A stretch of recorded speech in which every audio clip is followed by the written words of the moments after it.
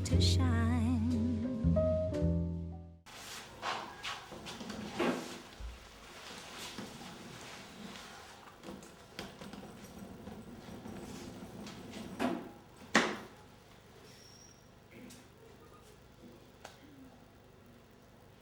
Don't you usually knock before you come in? We didn't think you'd be here. That is, we thought you'd be here, but it's good to see you. Sure. No, really, I know we haven't been good parents. Well, who am I to judge? I'm not exactly a family man myself. No, we haven't. But we're finally here.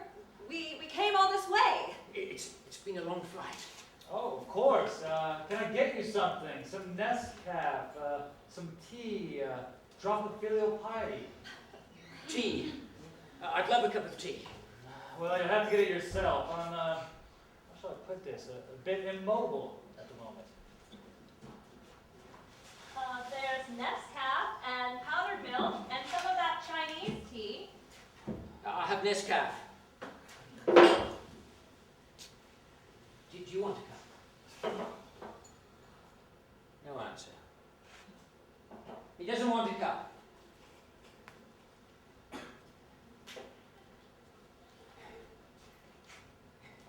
We had to get emergency visas. Your mother didn't want to come at first, but I talked her into it. Must be the first time that you talked her into anything. Probably is. Probably is. I had a strong case, though, you must admit. And then we got held up at the airport because of the snow. Snow? Is there snow? Yes. Coming down thick and fast.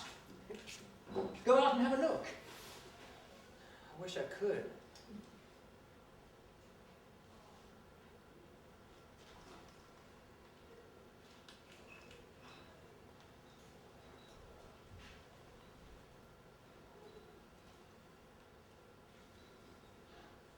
I have the feeling that any minute now you're going to tell me what this is all about.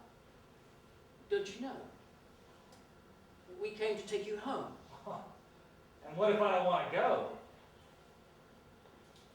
I don't think you've got much say in the matter under the circumstances. Circumstances? What circumstances? Here we are. I made one for Mark, just in case. I know you don't always say what you want. Must be funny for you two to travel together after all these years. Funny's not the word. It's like old times, really. Old times? When did we ever travel? We didn't travel a lot, but I mean, being together. That's like old times. When you were small, we used to carry you around in a basket. That's right. People used to look at it expecting shopping, and there was a little baby fast asleep. You know, sometimes I wonder why you two even had me. I mean, you make me sound like a toy or something. Maybe you were. I mean, what's a baby but a woman's toy? Jack, what a ridiculous thing to say. We were so young. When you're at school, you look at your parents and you think they're so grown up. But when you get to our age, you look at those young parents and you think they're just children. We were just children when we had you. We didn't know what we were doing. Speak for yourself. I knew what I was doing.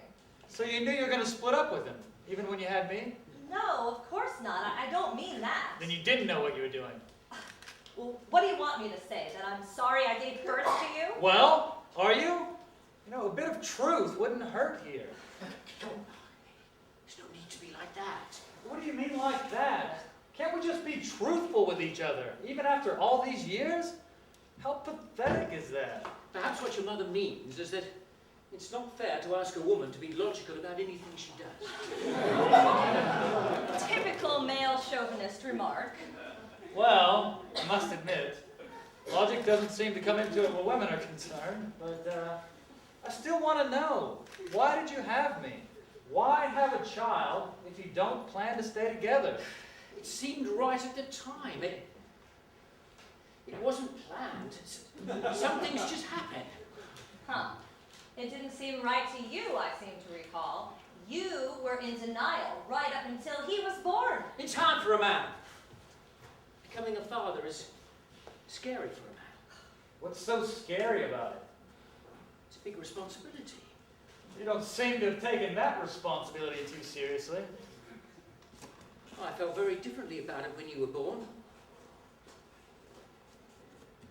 It was a sunny day, and your mother was in a ward which opened onto a garden with a lawn and a honeysuckle bush. Your little face was folded like a rosebud. I suddenly felt like a tree that had grown another branch. I felt strong and ready for anything. You were such a good baby, a calm baby, a clever baby. You hardly ever woke us at night until you were 2. Then the problem started. That was after you left, wasn't it? Yes. You remember that. You were so small. Not really. It was a couple of weeks before your 2nd birthday, and I was sitting in the garden one evening, and the mist cleared, and I knew I had to go. I started to weep. You came out, and you saw my tears, and you were so concerned. You comforted me, even though you couldn't speak. You knew something was happening. You knew I was sad. How very touching. Well, how much do you remember? Well, I remember the wedding, vaguely, and Ted getting drunk and falling about. And I remember Julia being born and all the fuss about that. And feeling like I wasn't really part of the family anymore. Oh, Mark, that's terrible. And I knew Ted didn't like me. I remember being very clear about that from very early on. You know, Ted tried his best with you, but you were such different characters. You always took after him. I thought the best thing to do was to step aside and let Ted take over the fathering. I thought it would be confusing for you to have 2 fathers pulling in different directions. So you talked it over, did you? Like an extended family council. Well, I suppose if you put it like that. Yes, we did. We were trying to find the best solution in a difficult situation. We never realized what an effect being adopted by Ted would have on you. And what effect did it have on me? Perhaps I'm not the best person to judge. Well, you never seemed to settle down, never held a job for more than a few months, never had a steady girlfriend. Is that the only criterion, then, of a life? Job, earnings, girlfriend, wife. I seem to remember you 2 slummed around a bit in your youth. That's right.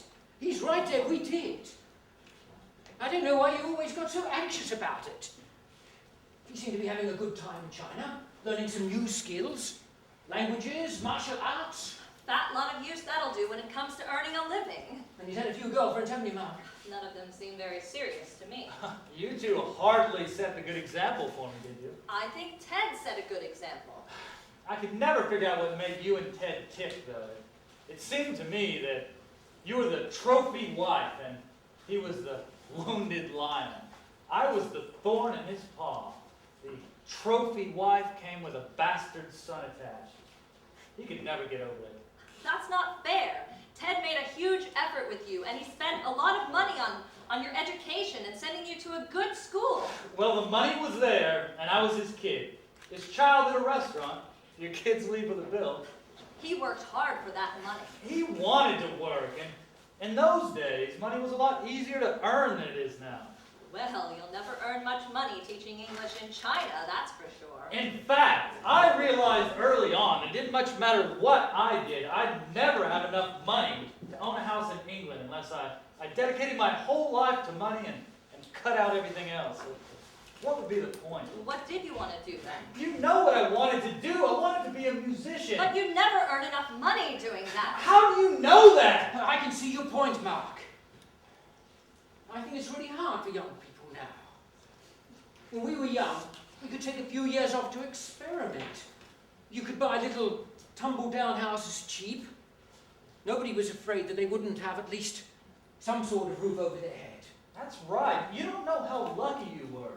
Young people now come into a world of which every inch is owned by their parents. England may be a rich country, but all the wealth belongs to the old. Our kids are born poor, and we have no means of sharing the wealth with them. We can't even give them the basic freedoms that we had, like free university education. As soon as they graduate, they're already saddled with debt. Well, they have to adapt to the situation.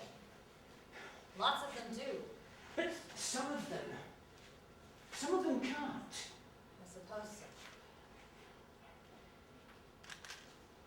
And then this happens. I suppose so.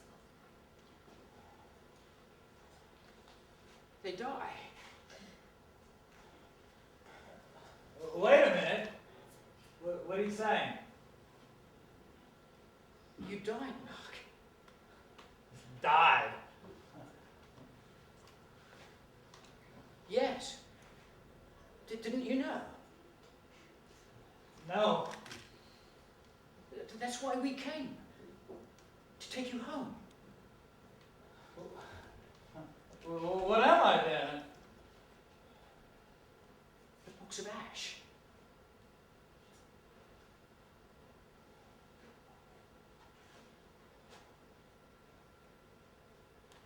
No wonder. No wonder I feel like smoke. No wonder my anger is fading. So it's all over then. No more disappointment. No more pain. This is all I'm ever going to be. That's that. I can go then. Fine. That's fine. That's great. No, Mark. It's not great. It's not so great for us. Well,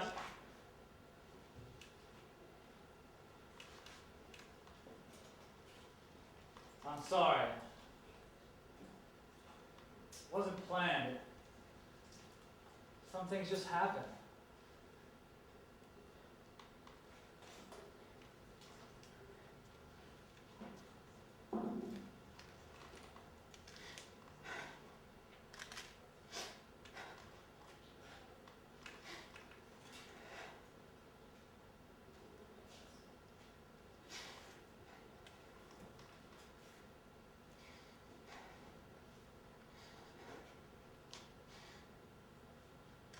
Let's go then.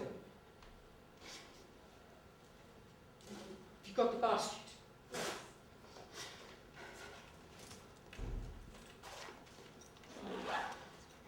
Funny.